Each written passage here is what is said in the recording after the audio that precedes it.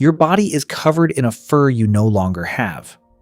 Right now, somewhere on your arms, small muscles are attached to hair follicles that serve no useful purpose.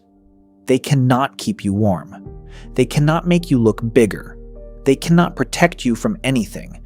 And yet they fire constantly, dozens of times a day, without your permission, in response to things that should not matter at all. A cold breeze, a sudden noise, a song you have not heard in years, a memory you did not ask to recall. Your skin rises. Your hair stands on end. And for a few seconds, your body behaves exactly like the body of a wolf, a cat, a chimpanzee, an animal covered in thick, functional fur. But here is the thing.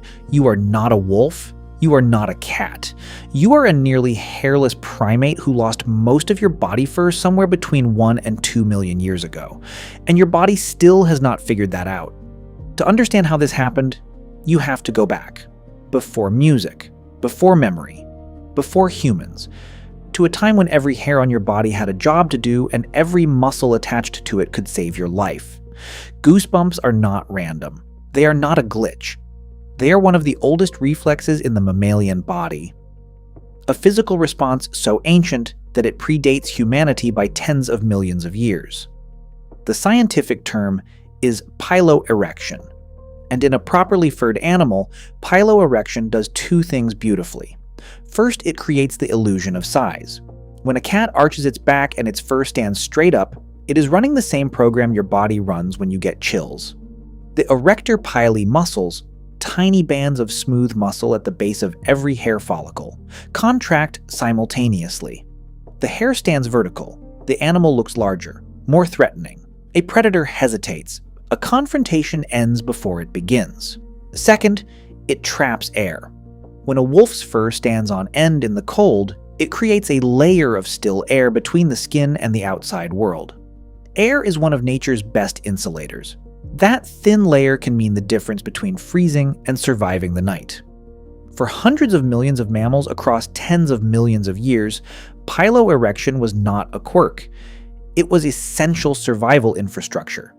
Thermoregulation and threat display, hardwired into the autonomic nervous system, running silently beneath consciousness.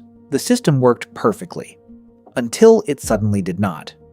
Here is the part most people miss. Humans did not just lose their fur accidentally, they lost it for a reason.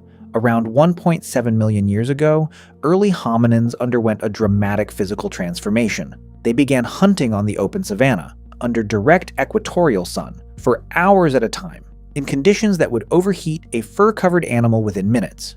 The solution, shaped by natural selection over thousands of generations, was radical. Shed the fur, increase sweat glands, turn the entire surface of the body into a cooling system. It was one of the most successful adaptations in human evolutionary history. It allowed humans to hunt during the hottest part of the day, when most predators were resting, and to cover distances no other mammal could sustain. But the erector pili muscles did not get the message. Nobody deleted the code, nobody rewired the autonomic nervous system to account for the fact that the insulation was gone. The muscles remained, the reflex remained.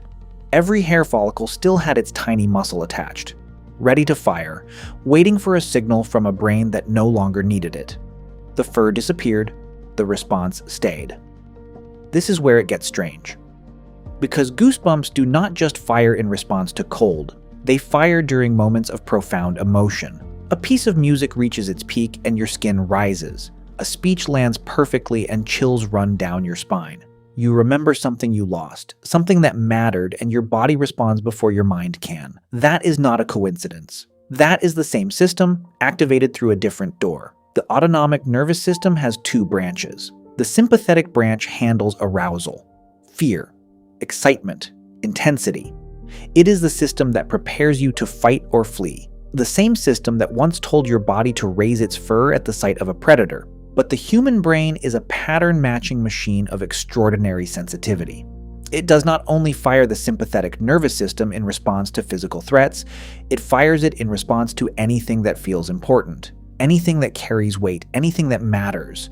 A chord change can feel like a threat was averted. A memory can feel like an enemy approaching. The body does not ask for verification, it gets the signal and it executes the program. Raise the fur. even if there is no fur to raise. This is not speculation. Researchers have documented that the same neural pathway activated by physical cold and fear is activated by aesthetic experience, by art, by music, by moments of overwhelming meaning. The body has one response for intensity. It does not distinguish between the kinds. But the system, like every ancient system in the human body, was not designed for the world you live in now. Your goosebumps cannot protect you from anything. They cannot keep you warm on a winter night. They cannot make you look larger to a threat that exists only in your mind. They are a response in search of a problem that disappeared 2 million years ago. And yet they persist, because evolution does not clean up after itself. It does not go back and delete old code. It layers new adaptations on top of old ones and leaves the obsolete machinery running in the background. You are not a finished product. You are an accumulation, a living record of every survival problem your ancestors ever solved, and every solution they stopped needing but never discarded. Goosebumps are not a malfunction. They are a fossil, a physical reminder of what your body used to be and the world it used to inhabit. But here is what is actually worth sitting with. When goosebumps arrive during a song, during a memory, during a moment that has no physical danger in it at all, your body is telling you something.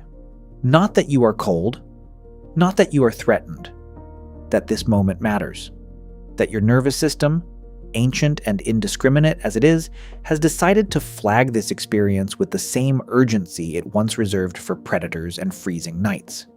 The system does not know the difference between physical danger and emotional weight, and in a way, neither do you.